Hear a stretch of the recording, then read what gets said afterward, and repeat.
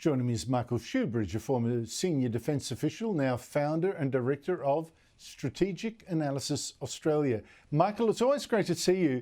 Let's take them in order. China sending 2 aircraft carriers to train near Japanese waters for the first time. What does that mean?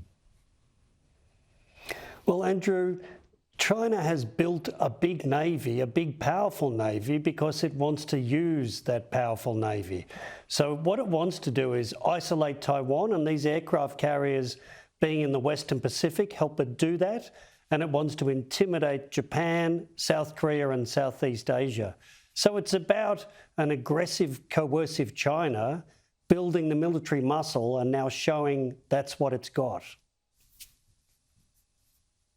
And do you think it's actually meant as a threat? The fact that it was just outside or actually in Japan's economic waters, one of those aircraft carriers, is that just, well, that's one of the things that happen when you're exercising, or is that quite pointed? This is quite pointed. It's a bigger version of that Chinese Navy task force that circumnavigated Australia back in March. It's deliberately intimidating and threatening. And the Japanese know it. That's why they've doubled defence spending, breaking with their post-World War II limit, and they're increasing their military power, particularly in their navy, very quickly. The Japanese are being open with their people and urgent with increasing their military power in a way our government simply isn't.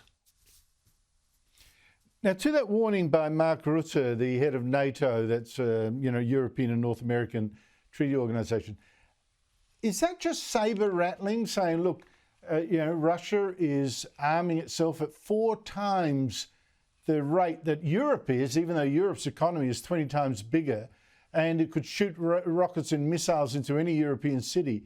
Is that just saber rattling, do you think, or is there a real danger? I think the NATO chief is being very credible and accurate with what he's saying. The largest military and most effective military in Europe to face the Russians is Ukraine's military.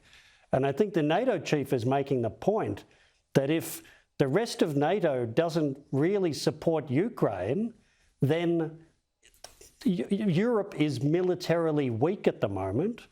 And he's saying if Russia beats Ukraine, it then looks very threatening to the rest of Europe. And of course, he also said Russia is enabled in this war in Europe by its partnership with China. So we've got a kind of shared security problem in our region with China and in Europe with Russia because of their partnership. Yes, I think warning that missiles could rain on London and Paris is probably over the top. I think it'll be little salami slices. It won't be that, but we shall see. I mean, we've been proven wrong. The people who say she'll be right have been proven wrong before in 1939. So we shall see. Can I just quickly ask you, looking at the American riots, what are you thinking? Well, I'm thinking it's a pretty ugly set of scenes in LA, and the 2 levels of government are not working well together, the state and federal government.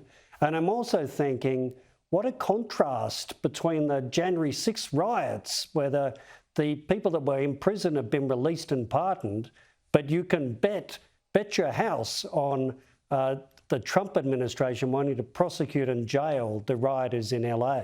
So I think it looks messy and divided, and it's obviously political, but no one wants to see that level of violence on their streets. Yes, it keeps happening under Donald Trump, not because of him, but because of his enemies. You remember, of course, the Black Lives Matter riots.